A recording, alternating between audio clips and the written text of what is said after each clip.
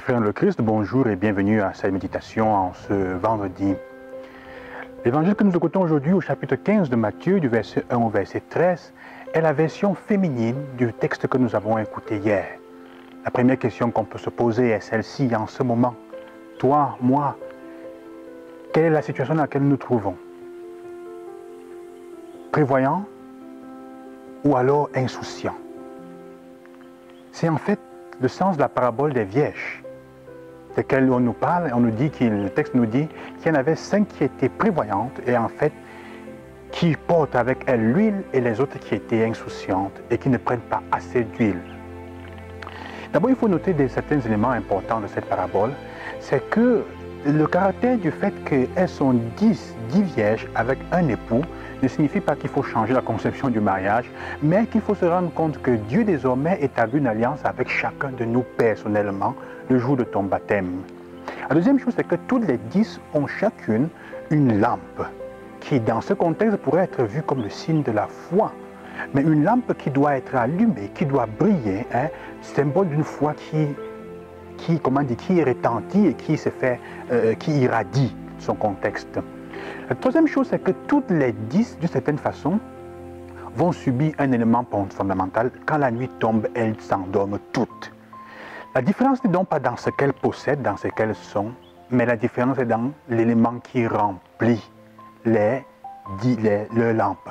La différence est fondamentalement dans cet élément qui va remplir les lampes.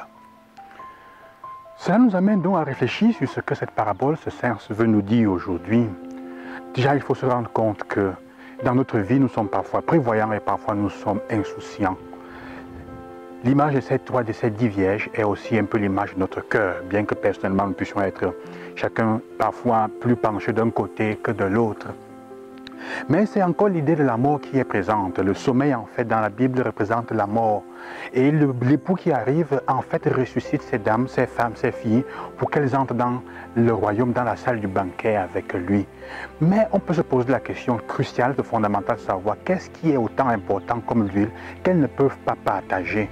C'est comme si les autres 5 manquent de charité. Mais en fait, c'est parce que ce qu'elles portent, ce qui allume, ce qui entretient la lampe ne peut pas être partagé. Écoute, c'est un peu donc comme si vous passez votre vie à manger n'importe quoi, à boire n'importe quoi, à ne pas avoir une hygiène de santé comme elle se doit. À un moment, vous tombez malade et ceux qui sont autour de vous, vous leur demandez, partagez avec moi votre santé, partagez avec moi votre patience, partagez avec moi votre attention aux besoins, à ce que vous avez. On va vous dire simplement, c'est impossible.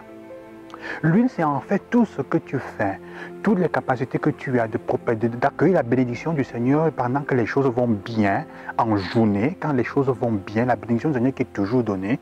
C'est l'huile que tu prends pour te nourrir, pour faire le bien, pour soutenir tes choix de pardon et d'accueil de l'autre, pour soutenir ta capacité d'être généreux. C'est en fait ça, cette huile-là, qui va te soutenir dans les moments difficiles. La nuit, c'est le moment le plus complexe, le moment des rêves profonds, c'est le moment où on ne contrôle rien, c'est le moment de la difficulté, où Dieu est présent quand même, parce que l'époux arrive pendant ce moment, il arrive dans le moment où tu es en difficulté, mais comme tu n'as pas eu assez de bénédictions, tu ne les as pas reçues pour pouvoir le voir et rester avec lui, là encore, on se perd et on va chercher l'huile ailleurs à ce moment, on pense la trouver, on se trouve les marchands ambulants de bénédiction.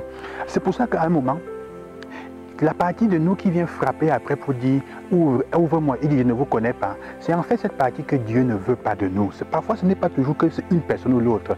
C'est que Dieu prend de nous et conserve pour nous ce qui est bien. Et la partie qui n'est pas bien et qui n'a pas eu le temps de chercher les bénédictions, il l'éloigne, il lui dit « Va loin de moi ». Donc nous sommes appelés, frères et sœurs, à cela, à prendre la grâce quand c'est encore possible, par notre engagement. L'huile, c'est l'engagement. Quel est ton engagement en ce moment dans ta foi? Dans ta communauté, concret, qu'est-ce que tu fais de concret pour alimenter ta foi dans ta communauté? Et c'est ça qui sera le secret. Que le Seigneur vous accompagne en ce jour, lui qui fait descendre du ciel ses bénédictions par cette pluie, qui vous accompagne, qui vous bénisse et qui nous donne la grâce surtout de nous poser la question en ce moment, est-ce que nous sommes prévoyants ou est-ce que nous sommes insouciants quand il s'agit de notre engagement dans la foi? Bonne journée, que le Seigneur vous bénisse.